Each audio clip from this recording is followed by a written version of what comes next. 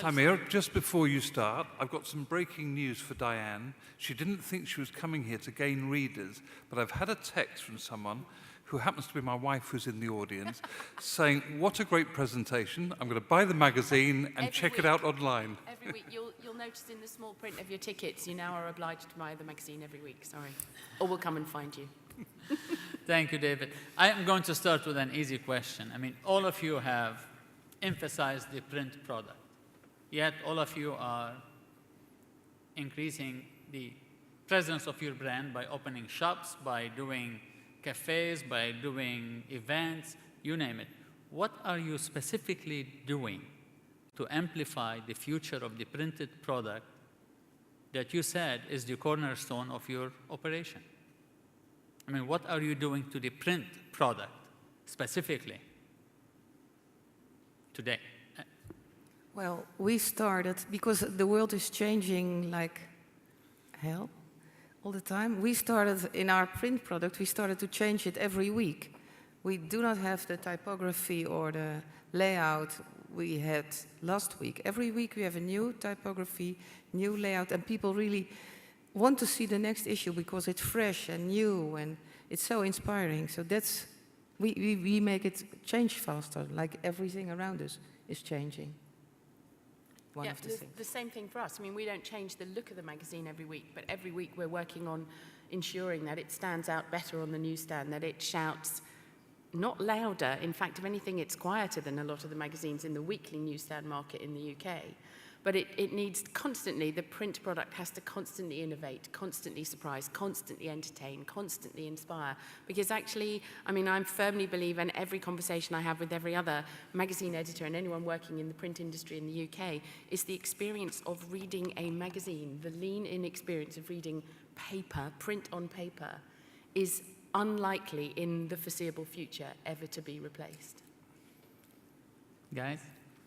We're doing a redesign right now, and I think that's one way that you can keep the print product vital, is just let people know that it's always changing. But I know not every magazine can do this, but I want the covers each week to surprise people so that they're passing it along, they're talking about it. We put, we did 25 best TV characters with Julia Louis-Dreyfus from Veep and Kevin Spacey from House of Cards. They dressed like each other.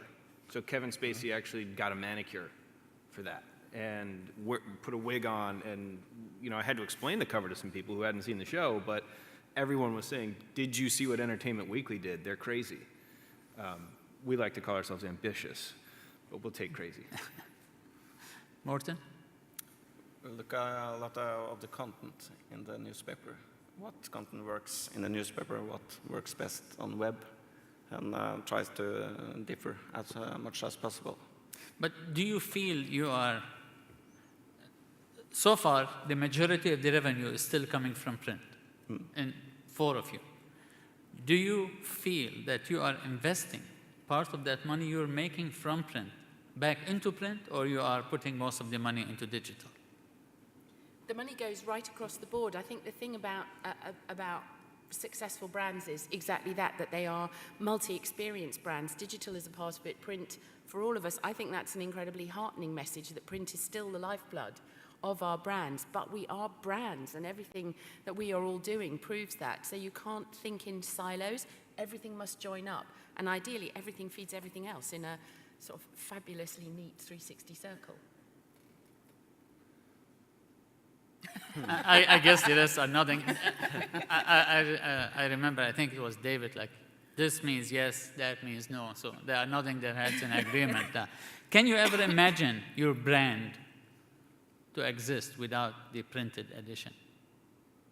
I mean, I in my presentation explained people don't want to be on the cover, people don't want to be on the cover of your website, really. I mean, it depends on what your title is, but when you're dealing with celebrities and actors, what are you going to promise? We'll feature you in the main slot for 3 hours between 3 p.m. and 6 p.m. on Thursday. Good for you? It just doesn't work that way. So I really can't envision it. And, when I talk to groups of students, as I'm sure many of you have, they all love the print magazine. The challenge is getting them to pay for it. And I think that's where we have to make the most inroads, is making it seem as though Magazines are something that are vital and are fun to have around and are worth paying for. But that's a challenge regardless of the media that you have, is just dealing with that market. I think our customers can't imagine Libelle without a printed magazine, but I can imagine everything. But for Libelle, it's so huge and so Dutch, and we can't miss it. And the same thing goes for Women's Weekly. I mean, it's such a heritage title, and the way that the magazine is read and unfortunately passed on a lot, it is so intrinsic to people's experience of it that without that, the print title, I can't see the whole of the rest of the iteration of the brand succeeding even. So for our audience, I mean, the distributors from all over the world, I mean, how can you show them that you are doing something actually to promote the printed edition of the magazine? We still print it. And we promote it through social, through the internet, everywhere. I mean, but do you think that's enough? Do you think what we are doing now in terms of supporting the print edition is enough, or is it like 5% of our attention span, where the 95% is aimed at the other entities? No, for us it's 95, it's print. Okay. Yeah. Can you say it louder so? I can sing it. But it's the absolute beating heart of everything. Without the blood flow of the print title, nothing else works at the moment. And who knows what the future holds. But, you know, for all of us, we're living, breathing examples of the fact that print is profitable. And although we all need to make money from other revenue streams, whether they're digital, whether they're experiential, whatever they are, print is driving everything right now. And we need to be really smart. I mean, I'm absolutely inspired by the examples of the things that my colleagues are doing with their brands, and I'm going to steal almost all of them the minute I get home. But print is the heart of everything. And without it, there is no life for the rest of it.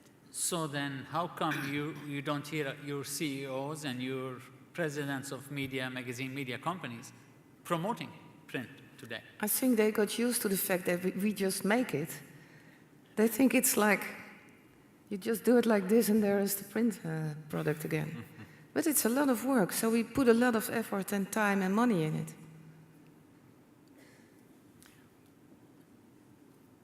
Morten? Yeah.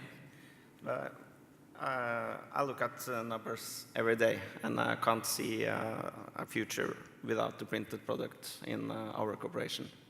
It stands for so much of the revenue, and as Matt said, the impact on the front page, you can't recreate that digitally. So I think print will be an important backbone for us for the years to come. I would venture to suggest that part of the reason that the CEOs of big print publishing companies don't talk so much about print is that because digital is the big new thing, because it has to be an intrinsic part of the future, they need to be seen to be looking to the future. And it's not that magazines are the past. The point is that magazines have proved their worth. And yes, of course, circulation is down. It's down for everybody. But it doesn't mean that it's going to stop. It just means that we need to look at it in the new world as part of the offering. Your titles, all of you, have changed. I mean, you used to be just an editor. Now you are more like the brand ambassador, the brand creator, the brand watchdog. I mean, you name it. Did digital make your life easier or harder? Or I mean, do you still say, oh, I love my job? I mean, I can't wait to go to the office in the morning, or you are surrounded by all this doom and gloom from every side you go to? I mean, how is your life today? More exciting. More exciting, I mean, the possibilities are so thrilling. It's absolutely knackering. I'm exhausted, but really invigorated by it. Franska? I think digital, well, it's just like when there was no washing machine. You just did everything by hand. But it's 2014, so everyone is doing digital things, reading.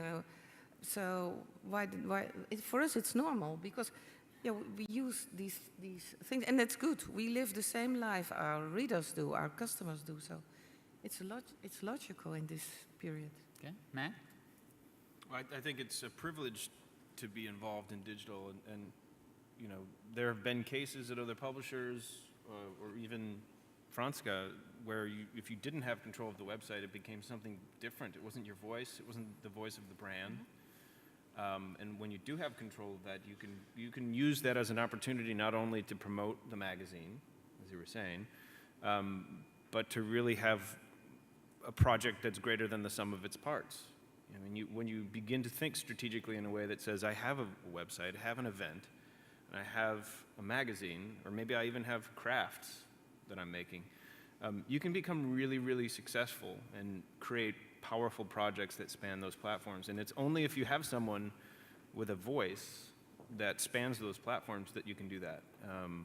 It's not always easy. We're all in large bureaucracies, and there are so many other people at the table, as we've discussed. But I think the editor, people continue to look to the editor for what that voice and vision really is, because we do what we do. We're there until 2 in the morning on Monday nights every week because the reader wants that, best project. Morten, I guess since you're not an editor, I mean, Yeah. digital made your job easier or harder? Harder and much more exciting. And the ups and downs are larger than they used to be. But still, we are in position now to shape our own future. And so that's the most exciting position to be in. Well, my typical last question I always ask my panelists or anybody who are in interview, we'll start with you, Morten. What keeps you up at night?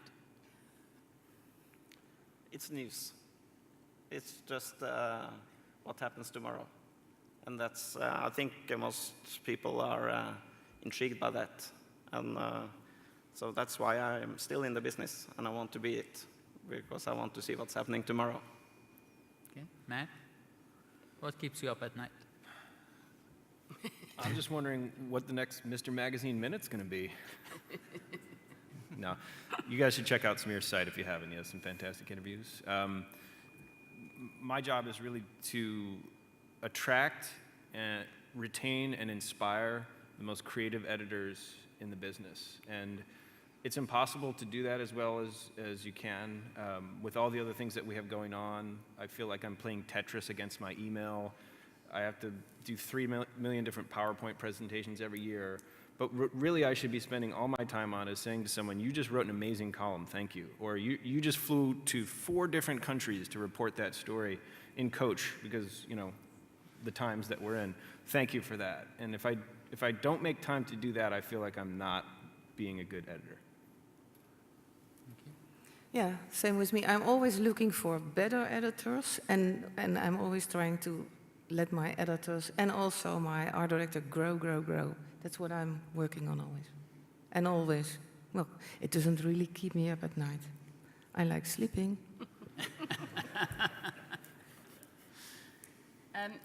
People are the thing that keep me up at night. I have a fantastic team, and I'm very fortunate in that, but I'm asking them to do a lot more work every day.